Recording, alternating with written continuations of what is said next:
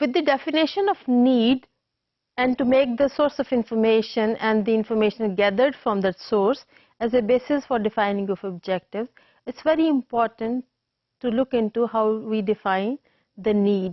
ضرورت کو ہم کس طرح سے ڈیفائن کرتے ہیں.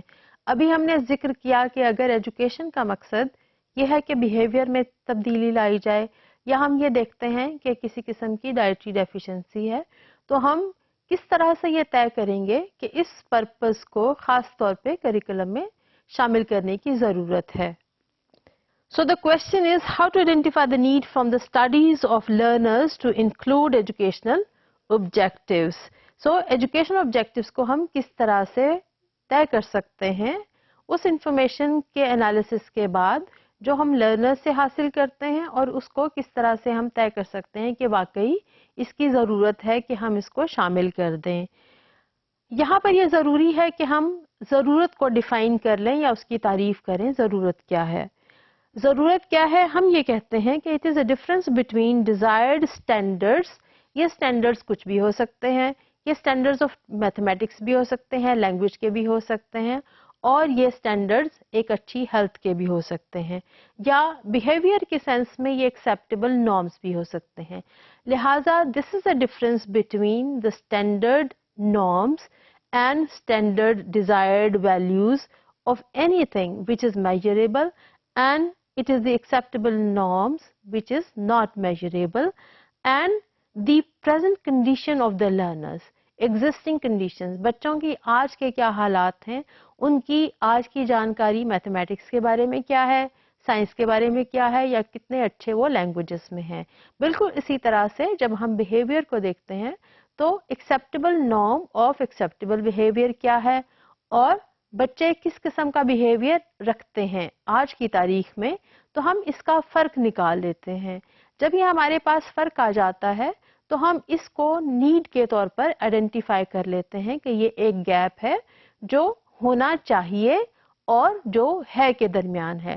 سو it is a difference between what should be the behaviour pattern اور what should be the level of understanding of mathematics اور science or any concept in mathematics or science, and what kids know at that given time while we are measuring this. So ہمیں اس سے gap کا اندازہ ہو جاتا ہے یا ضرورت کا اندازہ ہو جاتا ہے. اگر ہم اس کو سائیکولوجیکل پرسپیکٹو میں دیکھتے ہیں تو نیڈ کو پریسکوٹ اور مرے, دو سائیکولوجسٹ ہیں, انہوں نے بہت عرصے تک اسٹڈی کرنے کے بعد یہ بتایا کہ انسان ایک ایسا سسٹم ہے جو مستقل ڈائنامزم میں ہے, یعنی ایک ڈائنامک انڈیویجول ہے, اور اس میں ایک خاص قسم کا انرجی سسٹم پایا جاتا ہے. اینڈ دس انرجی سسٹم یعنی ہمارا انٹرنل انرجی سسٹم جو کریٹ ہوتا ہے کس بنا پہ, جو ہم خوراک کھاتے ہیں اس کے ہضم ہونے سے, اس کی آکسیڈیشن سے جو انرجی بنتی ہے, اس کا ہماری باہر کی انرجی کے ساتھ یا ایکسٹرنل کنڈیشنز کے ساتھ ایکویلیبریم میں یا توازن میں ہونا نہایت ہی ضروری ہے. لہٰذا انہوں نے سائیکولوجیکلی جو ڈیفائن کیا اس کے مطابق انسان کی انٹرنل کنڈیشنز کو یا انٹرنل انرجی کا ضروری ہے کہ وہ توازن میں رہے اپنی باہر کی کنڈیشنز کے ساتھ. ایز لانگ ایز یہ توازن برقرار رہتا ہے انسان ایکویلیبریم میں رہتا ہے اور وہ ایک اچھی حالت میں موجود رہے گا. اور اگر یہ ڈس ایکویلیبریم ہو جاتا ہے, یعنی اگر آپ پراپرلی نہیں کھا سکتے اور اگر آپ بدہضمی کا شکار ہیں یا کسی اور بیماری کا شکار ہیں, تو آپ ایک ڈس ایکویلیبریم کا شکار ہو جائیں گے.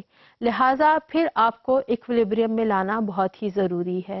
سو جب ہم دوبارہ اس ایکویلیبریم کو اٹین کرنا چاہتے ہیں تو وہاں پر ہمیں اس کمی کو یا اس پرابلم کو ایڈریس کرنا پڑے گا جو ہماری ایک بیسک ضرورت ہے.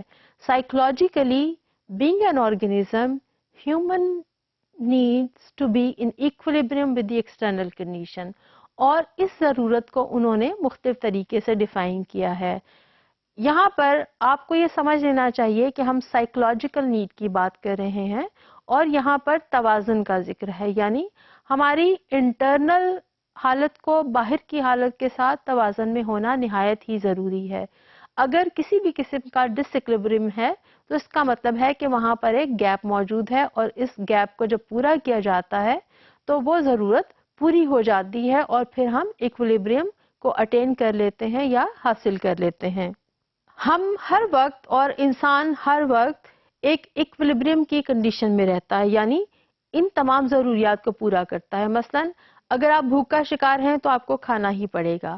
اگر آپ کے ریلیشن شپس اچھے نہیں ہیں تو آپ کے ارد گرد آپ کو اپنے دوستوں کی، والدین کی، بہن بھائیوں کی ضرورت ہے، تو آپ کی ایک ریلیٹڈنیس کی ضرورت پوری ہو رہی ہے. بالکل اسی طرح سے آپ یہ جاننا چاہتے ہیں کہ آپ اس یونیورس میں کسی نہ کسی چیز کے ساتھ لنکڈ ہیں، تو وہ آپ مستقل اس ضرورت کو پورا کرنے کی سچویشن میں رہتے ہیں. اگر یہ ضرورت پوری نہیں ہوتی تو پھر ہم امبیلنس کا شکار ہو جاتے ہیں اور توازن خراب ہو جاتا ہے. ایجوکیشن کا مقصد سائیکولوجیکلی پریسکاٹ کے مطابق یہ ہے کہ ایجوکیشن نے ہمیں وہ تمام طور طریقے سکھانے ہیں اور ہمیں موٹیویٹ کرنا ہے جن کی بنیاد پر ہم ان ضروریات کو حاصل کر لیتے ہیں اور پھر ہم ایک سوشلی ایکسیپٹیبل بیہیویئر کو شو کرتے ہیں، اور پھر یہ بیہیویئر ایکسیپٹیبل بھی ہوتا ہے جب آپ کسی بھی معاشرے میں زندگی گزارتے ہیں. یعنی آپ کو توازن میں رہنا بہت ہی ضروری ہے، اپنے خوراک کے لحاظ سے، اپنے ذاتی بینیفٹ کے لیے، آپ کو ایسوسیشن کے لحاظ سے، اور بڑے لیول پر آپ کو ایز این انڈیویجول توازن میں رہنا نہایت ہی ضروری ہے. یہاں پر ایجوکیشن کا مقصد ہے کہ ایجوکیشن نے ہمیں موٹیویٹ کرنا ہے اور ہمیں وہ تمام طریقے سکھانے ہیں جن کے بنیاد پر ہم توازن میں رہ سکتے ہیں. پریسکاٹ نے اسی بنیاد پر، یعنی سائیکولوجیکل اسٹڈیز کی بنیاد پر، ضروریات کو 3 کیٹیگریز میں تقسیم کیا ہے. یہ ضروریات ہیں آپ کی کچھ فزیکل نیڈس ہیں، کچھ ہماری سوشل نیڈس ہیں اور کچھ ہماری انٹیگریٹو نیڈس ہیں. فزیکل نیڈ میں جیسے ہم نے ذکر کیا کہ ہمیں خوراک کی، ہمیں پانی کی ضرورت ہے اور ہمیں بہت ساری ایکٹیویٹیز جو فزیکلی ہمارے سے ریلیٹڈ ہیں اس کی ہمیں ضرورت ہے. ایز لانگ ایز یہ ضروریات پوری ہوتی ہیں ہم ایکویلیبریم میں رہتے ہیں، توازن میں رہتے ہیں، اور ہمارے انٹرنل اور ایکسٹرنل کنڈیشن میں ایک توازن موجود رہتا ہے. اگر یہ توازن بگڑ جاتا ہے تو پھر ہم غیر متوازن ہو جاتے ہیں اور ہمارے بیہیویئر پیٹرنز بدلنے شروع ہو جاتے ہیں. سوشل نیڈس، ہر شخص، ہر بچہ، ہر انسان کسی نہ کسی قسم کا ایسوسیشن چاہتا ہے. آپ کو افیکشن چاہیے اپنے والدین سے، بچوں کو افیکشن چاہیے بڑے بہن بھائیوں سے، اساتذہ سے اور معاشرے کے بڑے لوگوں سے. ہمیں یہ پیار محبت ہماری ذاتی بلڈنگ کے لیے بہت ہی زیادہ ضروری ہے.